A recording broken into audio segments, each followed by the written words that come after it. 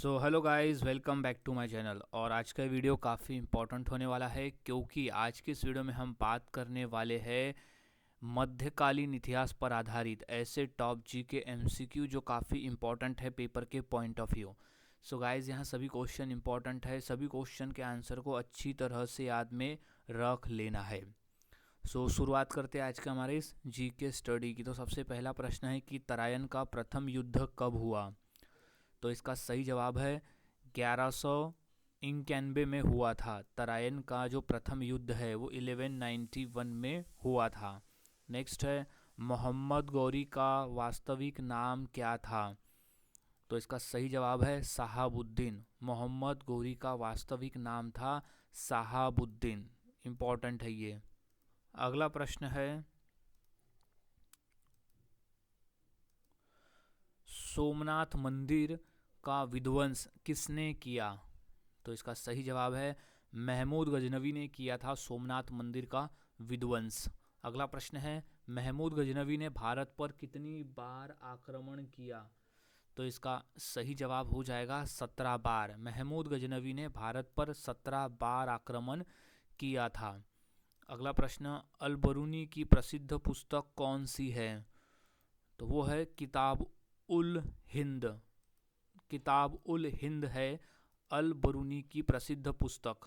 अगला प्रश्न है, अल बरूनी किस शासक के समय भारत आया। तो सही जवाब है महमूद गजनवी के समय भारत आया था अल बरूनी। अगला प्रश्न, मध्यकालीन भारत में फारसी साहित्य का प्रमुख इतिहासकार कौन था। तो इसका सही जवाब है अबुल फजल। मध्यकालीन भारत में फारसी साहित्य का जो प्रमुख इतिहासकार था वो था अबुल फजल। अगला प्रश्न, गुरु गोविंद सिंह जी सिखों के कौन से गुरु थे।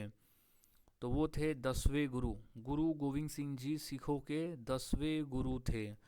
अगला प्रश्न है, गुरु गोविंद सिंह जी ने खालसा पंथ की स्थापना कब की। तो वो 1699 में की थी गुरु गोविंद सिंह जी ने खालसा पंथ की स्थापना। अगला प्रश्न, मीराबाई किसकी भक्त थी। तो सही जवाब है कृष्ण की।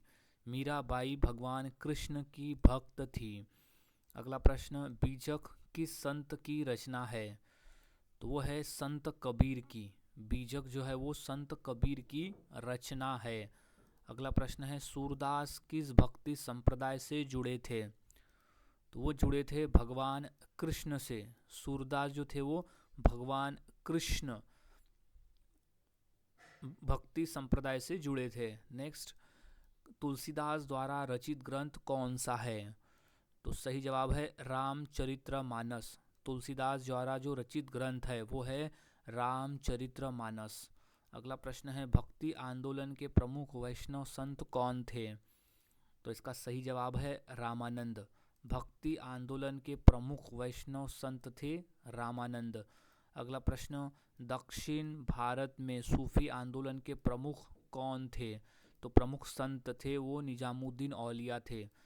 दक्षिण भारत में सूफी आंदोलन के प्रमुख संत थे निजामुद्दीन औलिया।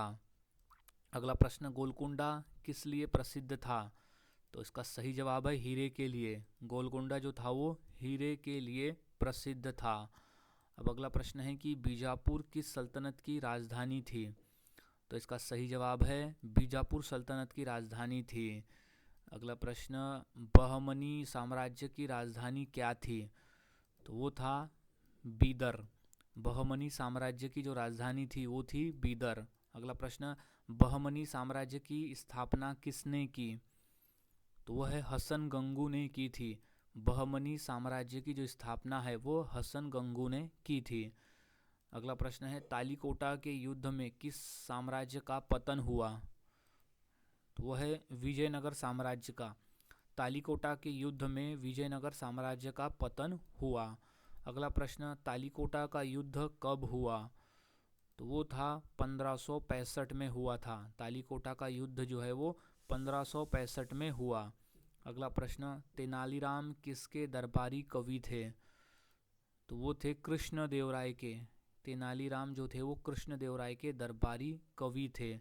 नेक्स्ट, अमुक्त माल्यादा के लेखक कौन थे। तो वो थे कृष्ण देव राय। अमुक्त माल्यार्क के लेखक थे कृष्णदेव राय। नेक्स्ट है कृष्णदेव राय किस वंश से संबंधित थे? तो इसका सही जवाब हो जाएगा तुलु वंश से संबंधित थे राजा कृष्णदेव राय। नेक्स्ट, विजयनगर साम्राज्य का सबसे महान शासक कौन था? तो वो था कृष्णदेव राय। विजयनगर साम्राज्य का सबसे महान शासक था राजा कृष्णदेव राय। नेक्स्ट, विजयनगर साम्राज्य की राजधानी क्या थी? तो वो थी हम्पी। विजयनगर साम्राज्य की राजधानी थी हम्पी। अगला प्रश्न है विजयनगर साम्राज्य की स्थापना किसने की? तो वो है हरिहर और बुक्का ने। विजयनगर साम्राज्य की जो स्थापना है वो हरिहर और बुक्का ने की थी। नेक्स्ट, सर देशमुखी कर कितना था? तो वो था 10%। सर देशमुखी कर जो था वो था 10%। नेक्स्ट, बाजीराव प्रथम की राजधानी क्या थी? तो वो थी पुणे। बाजीराव प्रथम की जो राजधानी थी वो पुणे थी। नेक्स्ट, पेशवा बाजीराव प्रथम का शासनकाल किस लिए प्रसिद्ध है? तो वो सैन्य विस्तार के लिए प्रसिद्ध है पेशवा बाजीराव प्रथम का शासनकाल। अगला प्रश्न है संभाजी को किस मुगल शासक ने मरवाया था? यानी छत्रपति संभाजी महाराज को। तो वो है औरंगजेब ने मरवाया था छत्रपति संभाजी महाराज को। नेक्स्ट, छत्रपति शिवाजी महाराज के बाद मराठा शासक कौन बना?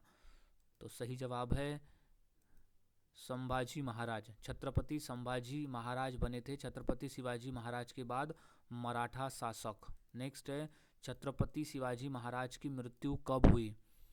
तो वो है 1680 में हुई थी छत्रपति शिवाजी महाराज की मृत्यु। नेक्स्ट, छत्रपति शिवाजी महाराज की नौसेना का प्रमुख कौन था? तो वो था कान्होजी आंग्रे। छत्रपति शिवाजी महाराज के नौसेना का जो प्रमुख था वो था कान्होजी आंग्रे। अगला प्रश्न है कि पेशवा का कार्य क्या था? तो सही जवाब है प्रधानमंत्री जैसा ही था पेशवा का कार्य। अगला प्रश्न है कि छत्रपति शिवाजी महाराज की प्रशासनिक परिषद को क्या कहा जाता था? तो सही जवाब है अष्टप्रधान कहा जाता था। छत्रपति शिवाजी महाराज की प्रशासनिक परिषद को अष्टप्रधान कहा जाता था। नेक्स्ट है कि छत्रपति शिवाजी महाराज के गुरु कौन थे? तो वो थे रामदास। छत्रपति शिवाजी महाराज के गुरु थे रामदास। अगला प्रश्न है छत्रपति शिवाजी महाराज की राजधानी क्या थी? तो वो थी रायगढ़। छत्रपति शिवाजी महाराज की जो राजधानी थी वो थी रायगढ़। अगला प्रश्न है कि छत्रपति शिवाजी महाराज का राज्याभिषेक कब हुआ? तो हुआ था 1674 में। छत्रपति शिवाजी महाराज का जो राज्याभिषेक है वो है 1674। नेक्स्ट है मराठा साम्राज्य का संस्थापक कौन था? तो वो था छत्रपति शिवाजी महाराज थे। मराठा साम्राज्य के संस्थापक थे छत्रपति शिवाजी महाराज। नेक्स्ट, तृतीय पानीपत के युद्ध में मराठों का नेतृत्व किसने किया?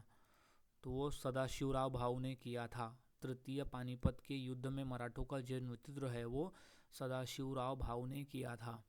नेक्स्ट, तृतीय पानीपत का युद्ध किसके बीच में हुआ था? तो मराठा और अब्दाली के बीच में हुआ था। तृतीय पानीपत का जो युद्ध है वो मराठा और अब्दाली के बीच में हुआ था। नेक्स्ट है तृतीय पानीपत का युद्ध कब हुआ? तो वो हुआ था 1761 में। तृतीय पानीपत का युद्ध हुआ 1761 में। नेक्स्ट, अहमद शाह अब्दाली ने भारत पर कितनी बार आक्रमण किया?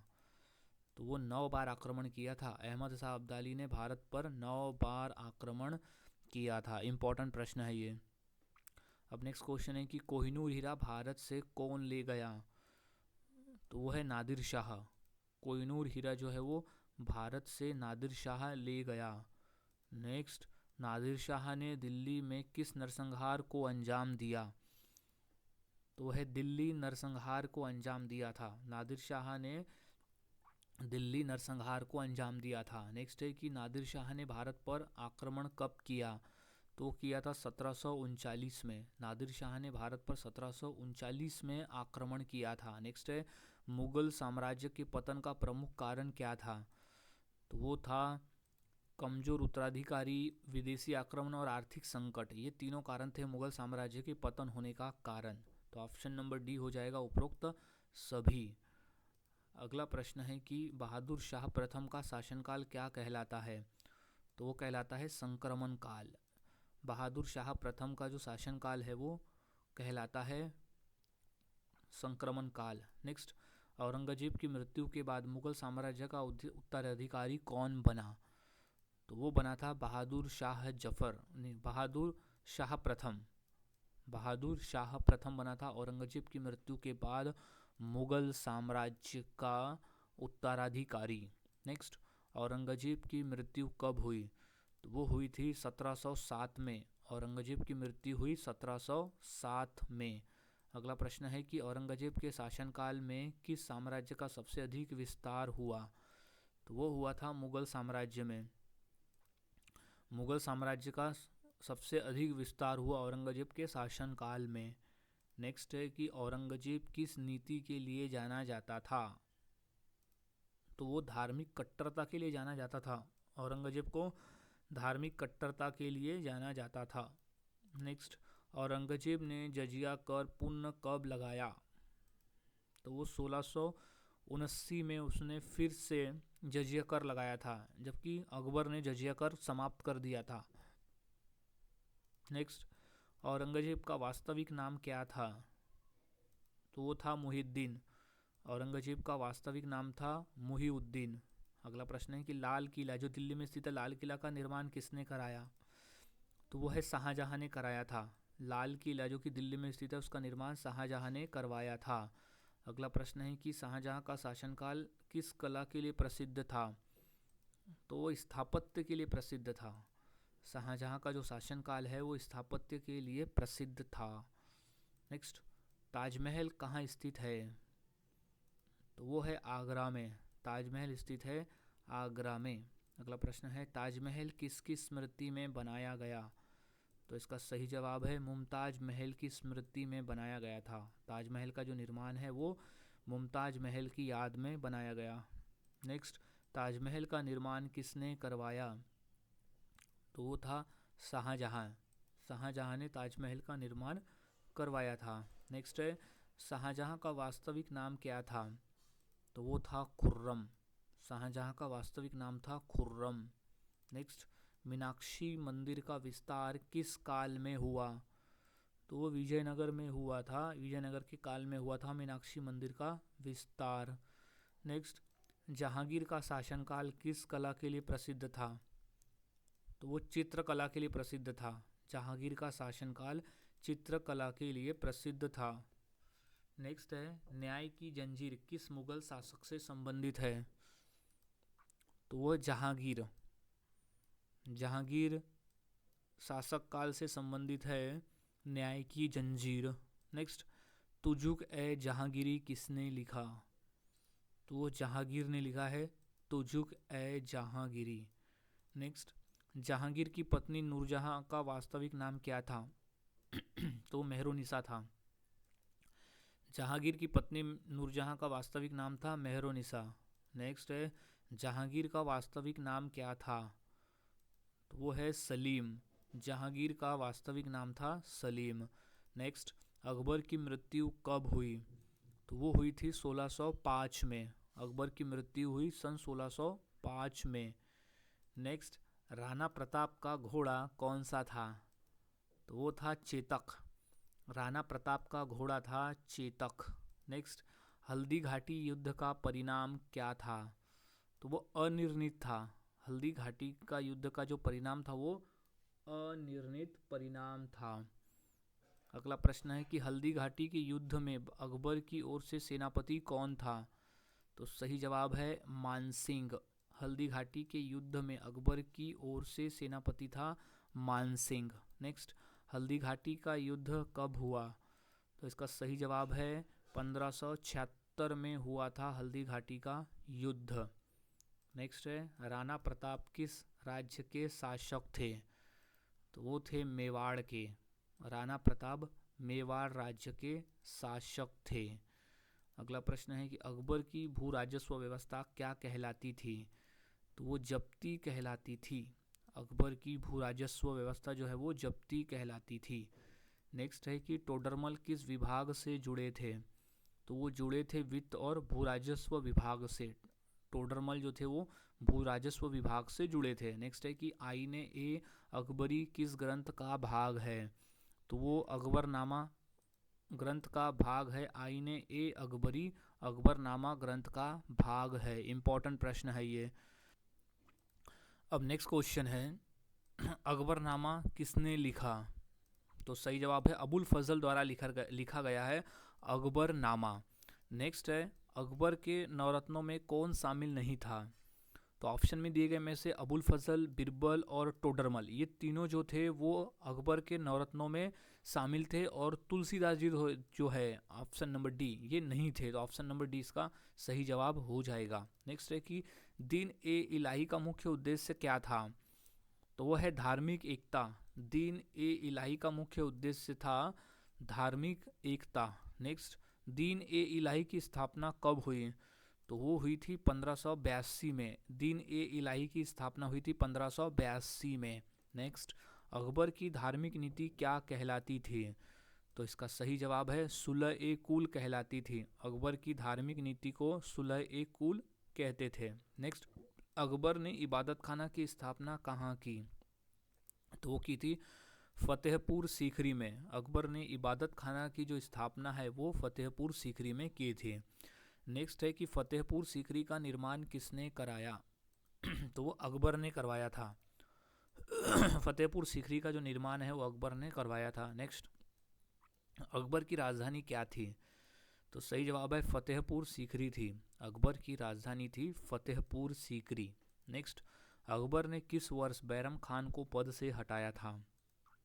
तो वह है 1560 में बैरम खान को उसके पद से हटाया था। नेक्स्ट, हेमू का पूरा नाम क्या था? तो सही जवाब है हेमचंद्र विक्रमादित्य। हेमू का पूरा नाम था हेमचंद्र विक्रमादित्य। नेक्स्ट है कि द्वितीय पानीपत का युद्ध कब हुआ? तो वो हुआ था 1556 में। 1556 में हुआ था द्वितीय पानीपत का युद्ध।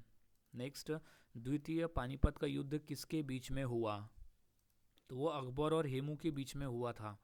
द्वितीय पानीपत का जो युद्ध है वो अकबर और हेमू के बीच में हुआ। नेक्स्ट, अकबर के संरक्षक कौन थे? तो वो थे बैरम खान।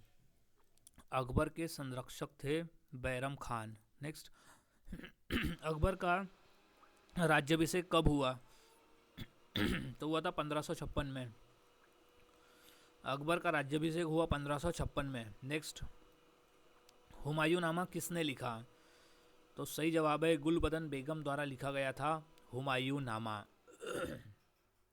इंपॉर्टेंट प्रश्न है, अच्छे से याद में रख लेना है। गुलबदन बेगम ने लिखा था हुमायूं नामा। गुलबदन बेगम जो थी वो बाबर की पुत्री थी और हुमायूं की सौतेली बहन थी। नेक्स्ट, शेरशाह सूरी की राजधानी क्या थी? तो सही जवाब है सासाराम। शेरशाह सूरी की राजधानी थी सासाराम। नेक्स्ट, शेरशाह सूरी ने किस मुद्रा की शुरुआत की? तो है रुपया। शेरशाह सूरी ने मुद्रा जो था वो रुपया की शुरुआत की थी। नेक्स्ट है ग्रैंड ट्रंक रोड का निर्माण किसने करवाया? तो वह है शेरशाह सूरी ने बनाया था ग्रैंड ट्रंक रोड। नेक्स्ट है शेरशाह सूरी किस वंश से संबंधित था? तो वो था अफगान वंश से। शेरशाह सूरी जो था वो अफगान वंश से संबंधित था। नेक्स्ट, शेरशाह सूरी का वास्तविक नाम क्या था? तो वह है फरीद खान। शेरशाह सूरी का वास्तविक नाम था फरीद खान। नेक्स्ट, कन्नौज के युद्ध के बाद दिल्ली का शासक कौन बना? तो वो है शेरशाह सूरी बना था। कन्नौज का जो युद्ध है वो हुमायूं और शेरशाह सूरी के बीच में हुआ, जिसमें शेरशाह सूरी विजय हुआ और फिर उसने दिल्ली सल्तनत का शासक वो बना था। नेक्स्ट, शेरशाह सूरी की राजधानी क्या थी? तो वो थी सासाराम। शेरशाह सूरी की राजधानी थी। अगला प्रश्न, कन्नौज जिसे बिलग्राम का युद्ध भी कहते हैं वो कब हुआ? तो वो हुआ था 1540 में। कन्नौज का युद्ध हुआ था 1540 में। नेक्स्ट है कि हुमायूं किस युद्ध में शेरशाह सूरी से पराजित हुए? तो वो चौसा के युद्ध में हुमायूं पराजित हुए थे शेरशाह सूरी से। और एक युद्ध था, वो था कन्नौज का युद्ध, उसमें भी हुमायूं की हार हुई थी। नेक्स्ट है, हुमायूं का जन्म कब हुआ था? तो वो हुआ था 1508 में हुमायूं का जन्म हुआ था। नेक्स्ट है कि मध्यकालीन भारत में उलेमा कौन थे? तो वो थे इस्लामिक विद्वान। मध्यकालीन भारत में उलेमा थे इस्लामिक विद्वान। नेक्स्ट, जजिया कर किसने समाप्त किया? तो वो अकबर ने समाप्त किया था।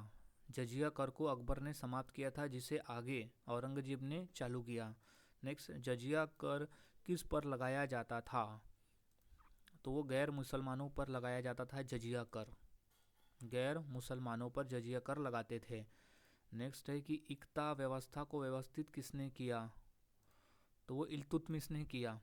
इक्ता व्यवस्था को जो व्यवस्थित है वो इल्तुतमिश ने किया था। नेक्स्ट है कि मध्यकालीन भारत में इक्ता क्या थी? तो वो थी भूमि अनुदान। मध्यकालीन भारत में इक्ता थी भूमि अनुदान। अगला प्रश्न है कि सिख धर्म की स्थापना कब मानी जाती है? तो वो मानी जाती है 1499 में सिख धर्म की स्थापना मानी जाती है। नेक्स्ट है कि गुरु नानक देव किस धर्म के प्रवर्तक थे? तो वो सिख धर्म के प्रवर्तक थे। गुरु नानक देव जी सिख धर्म के प्रवर्तक थे। अगला प्रश्न, कबीर किसके शिष्य माने जाते हैं? तो इसका सही जवाब है रामानंद के शिष्य माने जाते हैं कबीर। अगला प्रश्न है, भक्ति आंदोलन के प्रमुख संत कबीर किस काल से संबंधित थे? तो वो थे मध्यकालीन काल से। भक्ति आंदोलन के प्रमुख संत कबीर जो थे वो मध्यकालीन काल से संबंधित थे। इम्पोर्टेंट प्रश्न है ये। नेक्स्ट क्वेश्चन है कि चिश्ती सिलसिले की विशेषता क्या थी? तो वो थी सादगी और प्रेम। चिश्ती सिलसिले की विशेषता थी सादगी और प्रेम। नेक्स्ट है कि सूफी संत निजामुद्दीन औलिया किस सिलसिले से जुड़े थे? तो वो चिश्ती सिलसिले से जुड़े थे। सूफी संत निजामुद्दीन औलिया जो थे वो चिश्ती सिलसिले से जुड़े थे। नेक्स्ट है कि अमीर खुसरो को क्या कहा जाता है?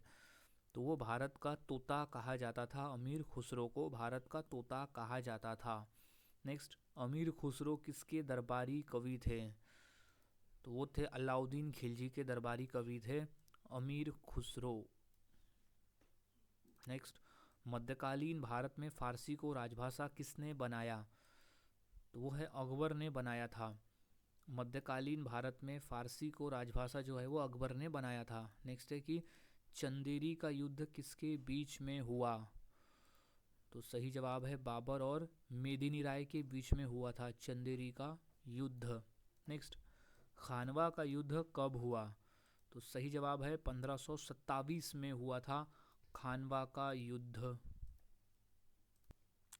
सब नेक्स्ट क्वेश्चन है, खानवा का युद्ध किसके बीच में हुआ था? तो इसका सही जवाब है बाबर और राणा सांगा के बीच में हुआ था खानवा का युद्ध। इंपॉर्टेंट प्रश्न है, इसे अच्छी तरह से याद में रख लेना है। खानवा का युद्ध हुआ बाबर और राणा सांगा के बीच में, जिसमें बाबर की विजय हुई थी और राणा सांगा हार गए थे। नेक्स्ट है कि बाबर की आत्मकथा का नाम क्या है? तो वो है बाबरनामा। बाबर की आत्मकथा का नाम है बाबरनामा। इंपॉर्टेंट प्रश्न है ये। अब नेक्स्ट क्वेश्चन है कि बाबर ने अपनी आत्मकथा किस भाषा में लिखी? तो वो था तुर्की भाषा में लिखी थी बाबर ने अपनी आत्मकथा। नेक्स्ट है, बाबर किस वंश से संबंधित था? तो सही जवाब है तैमूरी वंश से संबंधित था बाबर, तैमूरी वंश से। नेक्स्ट है कि दिल्ली सल्तनत का अंत किस युद्ध से हुआ? तो वो पानीपत के प्रथम युद्ध से हुआ था दिल्ली सल्तनत का अंत। उस समय दिल्ली सल्तनत के आखिरी वंश था लोधी वंश, और लोधी वंश को हराया था बाबर ने, जबकि पानीपत के प्रथम युद्ध में। और फिर लोधी हार गया और वहाँ से दिल्ली सल्तनत का अंत हुआ और फिर मुगल साम्राज्य की स्थापना की बाबर ने। नेक्स्ट है कि प्रथम पानीपत के युद्ध में किसकी हार हुई? तो है इब्राहिम लोधी की हार हुई थी। प्रथम पानीपत के युद्ध में इब्राहिम लोधी हार गया था बाबर से, और ये युद्ध हुआ था 1526 में। नेक्स्ट है कि पानीपत का प्रथम युद्ध कब हुआ? तो इसका सही जवाब है 1526 में हुआ था प्रथम पानीपत का युद्ध। अगला प्रश्न है कि आगरा नगर की स्थापना किसने की? तो वो है सिकंदर लोधी ने की थी आगरा नगर की स्थापना। नेक्स्ट है लोधी वंश का संस्थापक कौन था? तो वो था बहलोल लोधी। लोधी वंश का संस्थापक था बहलोल लोधी। नेक्स्ट, सैयद वंश का संस्थापक कौन था? तो वो था खिज्र खान। खिज्र खान था सैयद वंश का संस्थापक। नेक्स्ट है कि फिरोज शाह तुगलक ने किस विभाग की स्थापना की? तो वह है दीवान ए खैरात। दीवान ए खैरात विभाग की स्थापना की थी फिरोज शाह तुगलक ने। नेक्स्ट है कि फिरोज शाह तुगलक ने कितने कर समाप्त किए? तो 23 कर समाप्त किए थे। फिरोज शाह तुगलक ने टोटल 23 कर समाप्त किए थे। नेक्स्ट है कि तांबे की मुद्रा चलाने का प्रयोग किस सुल्तान ने किया? तो वो था मोहम्मद बिन तुगलक ने।